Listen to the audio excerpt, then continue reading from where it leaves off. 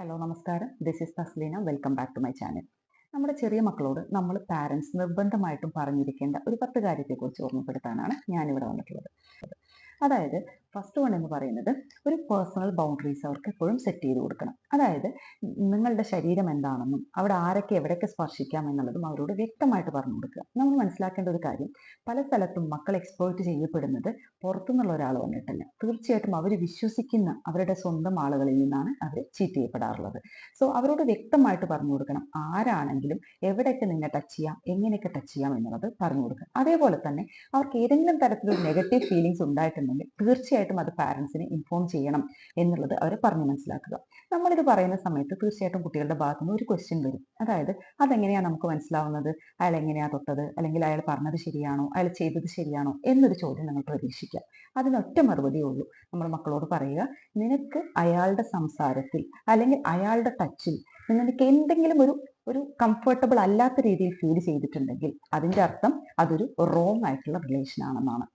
പിന്നെ നമ്മൾ സാധാരണയായിട്ട് ഡ്രൈവ് ചെയ്ത് പോകുമ്പോൾ നമ്മൾ കാണുന്ന ഒരു ടെൻഡൻസിയാണ്, ചെറിയ മക്കൾ അവർ കാണുന്ന വണ്ടിക്ക് എല്ലാം കൈ കാണിക്കുന്നുണ്ടാവും അല്ലേ, ലിഫ്റ്റ് ചോദിക്കാൻ വേണ്ടിയിട്ട്. നടക്കുന്നതിന് മടിച്ചിട്ടാണ് പാവങ്ങൾ, പക്ഷെ പറഞ്ഞിട്ട് കാര്യമില്ല. ആ വണ്ടി നിർത്തി അവരെ കയറ്റി കൊണ്ടുപോകുന്ന വ്യക്തി എങ്ങനെയുള്ള ആളാണ് അല്ലെങ്കിൽ എവിടെയുള്ള ആളുകളാണെന്നൊന്നും നമുക്ക് പറയാൻ കഴിയില്ല. അപ്പൊ നിർബന്ധമായിട്ട് നമ്മൾ അവരോട് പറയേണ്ടത്, സ്ട്രേഞ്ചർ ആയിട്ടുള്ള ഒരാളുടെ കയ്യിൽ നിന്ന് ഒരിക്കലും ഗിഫ്റ്റ് വാങ്ങിക്കാനോ അവരുടെ കൂടെ ലിഫ്റ്റ് ചോദിച്ചു പോകാനോ പാടില്ല. അത് നിർബന്ധമായിട്ട് നമ്മൾ അവരെ പറഞ്ഞു മനസ്സിലാക്കുക എന്നുള്ളതാണ്. ഇപ്പൊ നമ്മൾ ഓഫ്ലൈനിനെ കുറിച്ചാണ് സംസാരിക്കുന്നത്. ഓൺലൈനിലും ഇപ്പോൾ സ്ട്രേഞ്ചേഴ്സ് ഉണ്ടെന്ന് അറിയാലോ. അതായത് നമ്മുടെ കുട്ടികൾ, അവർ കളിക്കുന്ന കുട്ടികളാണെങ്കിൽ, ഓൺലൈൻ ഗെയിംസ് ഒക്കെ കളിക്കുന്ന കുട്ടികളാണെങ്കിൽ നിങ്ങളൊന്ന് ശ്രദ്ധിച്ചാൽ മനസ്സിലാവും, അവർ പലപ്പോഴും കളിക്കുന്നത് അവർക്ക് പരിചയമുള്ള ആളുകളുടെ കൂടെ ആയിരിക്കില്ല, പരിചയമില്ലാത്ത ആളുകളുടെ കൂടെ ആയിരിക്കും. പാവം കുട്ടികൾ നിഷ്കളങ്കരാണ്. ആ ഓപ്പോസിറ്റ് ഇരിക്കുന്ന വ്യക്തി അവരോട് വീടും നാടും വീട്ടിലുള്ളവരെ കുറിച്ചും ബാക്കി എല്ലാ ഡീറ്റെയിൽസും ചോദിക്കും. അവർ വളരെ നിഷ്കളങ്കമായിട്ട് റിയൽ ആയിട്ട് എല്ലാ കാര്യങ്ങളും പറഞ്ഞു കൊടുക്കും. നമ്മളത് മനസ്സിലാക്കേണ്ട, അവരോട് പറഞ്ഞു മനസ്സിലാക്കേണ്ടത് ഇത്രേ ഉള്ളൂ. അതായത് ഒരിക്കലും സ്ട്രേഞ്ചർ ആയിട്ടുള്ള ഓൺലൈൻ ഫ്രണ്ട്സ് മാക്സിമം അവരുടെ കൂടെ കളിക്കാതിരിക്കാൻ ശ്രമിക്കുക. നമുക്കറിയുന്ന ആളുകളുടെ കൂടെ മാത്രം ഇത്തരത്തിലുള്ള ഓൺലൈൻ റിലേഷൻസ് കീപ്പ് ചെയ്യാൻ ശ്രമിക്കുക. അതേപോലെ തന്നെ ഇൻ കേസ് ഇങ്ങനെ എന്തെങ്കിലും സംസാരം നമുക്ക് ഓൺലൈനായിട്ട് മറ്റുള്ളവരോട് സംസാരിക്കേണ്ടി വരികയാണെങ്കിൽ ഒരിക്കലും നമ്മളുടെ പേഴ്സണൽ ആയിട്ടുള്ള റിയൽ ഡീറ്റെയിൽസ് അവർക്ക് കൊടുക്കാൻ പാടില്ല എന്നുള്ളത് അവരെ പറഞ്ഞു മനസ്സിലാക്കുക. അതേപോലെ തന്നെയാണ് നമ്മളുടെ മക്കൾക്ക് നിർബന്ധമായിട്ടും ഒരു കോണ്ടാക്ട് നമ്പേഴ്സ്, അതായത് അച്ഛൻ്റെയും അമ്മയുടെയും കോണ്ടാക്ട് നമ്പേഴ്സ് അവരുടെ കയ്യിൽ സേഫ് ആയിട്ടുണ്ടായിരിക്കണം. അറ്റ്ലീസ്റ്റ് നമ്മൾ അവരെ കൊണ്ട് അത് ബൈഹാർട്ട് ചെയ്യിക്കുകയാണ് വേണ്ടത്. ഇനി അതിലും ചെറിയ മക്കളാണെങ്കിൽ അവരുടെ കയ്യിലുള്ള സ്ഥിരമായിട്ടുള്ള ഒരു പോക്കറ്റ് ഡയറിയിലോ അല്ലെങ്കിൽ അവരുടെ ബുക്കിലോ അവർക്ക് എപ്പോൾ വേണമെങ്കിലും ആക്സസ് ചെയ്യാൻ പറ്റുന്ന രീതിയിൽ ഒരു നമ്മുടെ നമ്പേഴ്സ് അവിടെ ഉണ്ടായിരിക്കണം. ആൻഡ് എന്ത് എമർജൻസി ഉണ്ടെങ്കിലും അടുത്ത് ആരാ ഉള്ളതെന്ന് വെച്ചാൽ അവരുടെ കയ്യിൽ നിന്ന് ഫോൺ വാങ്ങിയിട്ട് അമ്മേനെ അറിയിക്കണം അല്ലെങ്കിൽ അച്ഛനെ അറിയിക്കണം എന്ന് നമ്മൾ അവരോട് പറയുക. അതേപോലെ തന്നെ നമ്മുടെ മക്കളിലെ ചെറിയൊരു കാര്യം കേട്ടാൽ, അതായത് അവർ കളിയാക്കുന്ന രീതിയിലുള്ള ഒരു ചെറിയ കാര്യം കേട്ടാൽ തന്നെ അവർ ഭയങ്കരമായിട്ട് വിഷമിക്കും. സോ അവർ നമ്മളോട് വന്ന് പറയും അല്ലെ, എന്നെ അങ്ങനെ കളിയാക്കി, എന്നെ ഫ്രണ്ട് കളിയാക്കി എന്നൊക്കെ പറയും. അത് അവരെ വല്ലാതെ ഹേർട്ട് ചെയ്യും. ശരിക്കും നമുക്ക് വളരെ സില്ലി ആയിട്ട് തോന്നും അല്ലെ, നീ എന്താ ഇങ്ങനെയെന്ന് ചോദിച്ചു, അല്ലെങ്കിൽ നിന്റെ കളർ എന്താ ഇങ്ങനെ, അങ്ങനെ വളരെ വളരെ കാരണം ഇത്തരം കുട്ടികൾ എന്ന് പറയുമ്പോൾ കുട്ടികളാണല്ലോ കുട്ടികളെ കളിയാക്കുന്നത്. അപ്പൊ അവരും വളരെ ചെറുതാണ്, അവർക്ക് അറിയില്ല. ആ കുറ്റപ്പെടുത്തുന്ന ആൾക്കാർക്ക് ഇത് അറിയുന്നില്ലല്ലോ, they are also small kids.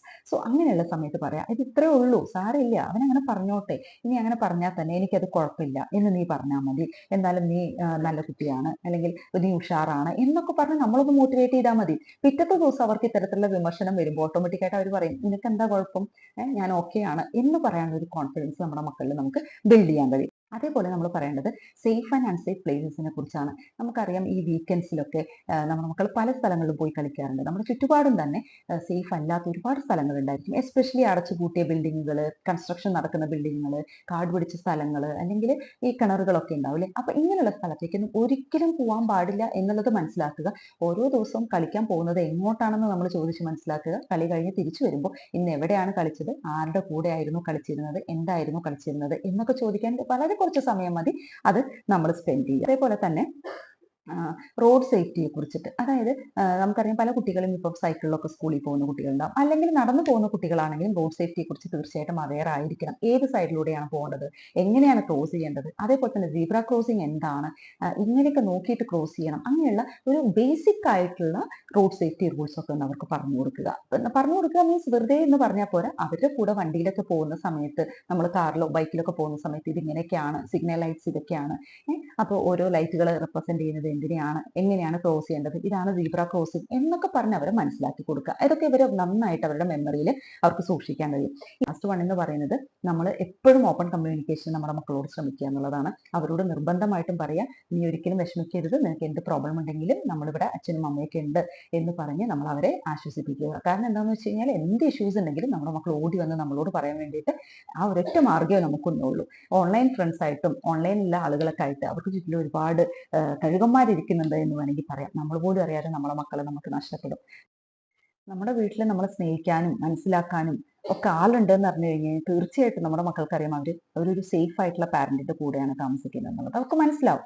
അങ്ങനെ മനസ്സിലാക്കി കഴിഞ്ഞ് കഴിഞ്ഞാൽ ഒരിക്കലും ഇത്തരത്തിലുള്ള അപകടങ്ങളിലേക്ക് അവർ പോവില്ല. സോ നമ്മളൊരു സേഫസ്റ്റ് പ്ലേസ് ആണെന്ന് തോന്നിപ്പിക്കേണ്ടത് നമ്മുടെ പാരന്റ്സിന്റെ ഉത്തരവാദിത്തമാണ്. Thank you for watching. Bye bye.